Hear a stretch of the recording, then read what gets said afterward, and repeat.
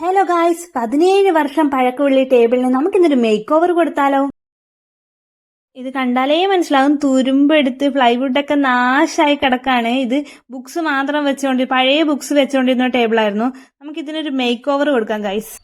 ആദ്യം നമുക്ക് sand paper എടുത്തിട്ട് ഈ തുരുമ്പ് പിടിച്ച ഭാഗം നല്ല ക്ലീൻ ആക്കിയിട്ട് സെറ്റാക്കി എടുക്കാം. അതിന് ശേഷം നമുക്ക് ഒരു നനഞ്ഞ തുണി എടുത്തിട്ട് നന്നായിട്ട് തുടച്ച് വൃത്തിയാക്കാം. കാരണം ഇത് ബുക്ക് വെച്ചുകൊണ്ട് തന്നെ ഫുള്ള് പൊടിയും മാറാലൊക്കെ പിടിച്ചിട്ടുള്ളത്. ഇത് ക്ലീൻ ആക്കി എടുക്കാം.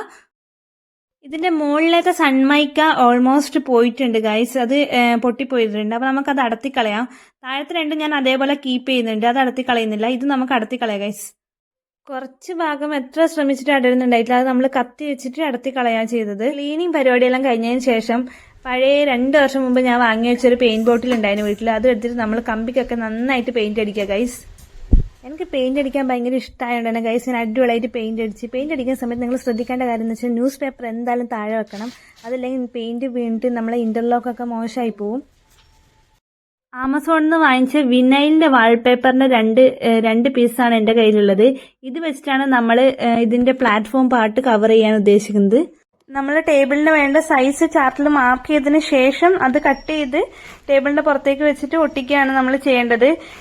പക്ഷെ ഒട്ടിക്കാൻ നിൽക്കാതെ ഇരിക്കുന്നതാണ് ബെറ്റർ. കാരണം ഭയങ്കര ബുദ്ധിമുട്ടാണ് ഗൈസ്, ഒറ്റയ്ക്ക് എന്തായാലും പറ്റില്ല. ഞാൻ അപ്പുറത്തെ വീട്ടിലെ ചേച്ചിനെ സഹായത്തിന് വിളിച്ചിട്ടാണ് ഒട്ടിച്ചത്. കാരണം ഒറ്റയ്ക്ക് നടക്കുന്ന എനിക്ക് തോന്നിയിട്ടില്ല. ലാസ്റ്റ് ആ ചേച്ചി വന്നു. ഒന്നാമത്തെ മുകൾ വശത്ത് ചേച്ചി ഒട്ടിക്കാൻ സഹായിച്ചു. പക്ഷെ രണ്ടാമത്തെയും മൂന്നാമത്തെയും ഞാൻ തന്നെ ഒട്ടിക്കേണ്ടി വന്നു ഗൈസ്. താഴത്തതിന് നമ്മൾ ബോർഡിൽ മാത്രമാണ് ഒട്ടിക്കുന്നത്, സൈഡിലേക്ക് നമ്മൾ ഒട്ടിക്കുന്നില്ല. മുകളിലത്തത് കവർ ചെയ്ത പോലെ കവർ ചെയ്യുന്നില്ല. കറക്റ്റ് സൈസ് മാർക്ക് ചെയ്തിട്ട് മുറിക്കുക, ഒട്ടിക്കാൻ ഭയങ്കര ബുദ്ധിമുട്ടാണ്. സോ എന്തായാലും ഹെൽപ്പിന് ഒരാളെ വെക്കണം. കാരണം ഒരാൾ ഒട്ടിക്കുന്ന സമയത്ത് മറ്റേ ആള് എയർ ബബിൾസ് കളയുക, അങ്ങനെയൊക്കെ ചെയ്യാൻ ആള് വേണം. പക്ഷെ എന്റെ കേസിൽ അതൊന്നും നടന്നില്ല. ഞാൻ ഒറ്റ അടിക്കങ്ങ് ഒട്ടിച്ച് എയർ ബബിൾസ് ഒക്കെ നന്നായിട്ട് വന്നിട്ടുണ്ട്. പക്ഷെ എങ്ങനെയൊക്കെയോ അത് കവർ ചെയ്ത് വെച്ചിട്ടുണ്ട്. എയർ ബബിൾസ് വന്നിട്ടുണ്ടെങ്കിൽ ജസ്റ്റ് ഒരു പിന്ന് വെച്ചിട്ട് ചെറിയൊരു ഓട്ട ഉണ്ടാക്കിയിട്ട് അവിടെ ഒന്ന് പ്രസ് ചെയ്ത് കൊടുത്താൽ മതി, അതങ്ങ് അമർന്ന് പൊക്കോളും. ഫൈനലി നമ്മുടെ 3 ലെയറും കംപ്ലീറ്റ് ആയിട്ടുണ്ട്. നമ്മുടെ ഫൈനൽ റിസൾട്ട് കാണാം ഗൈസ്.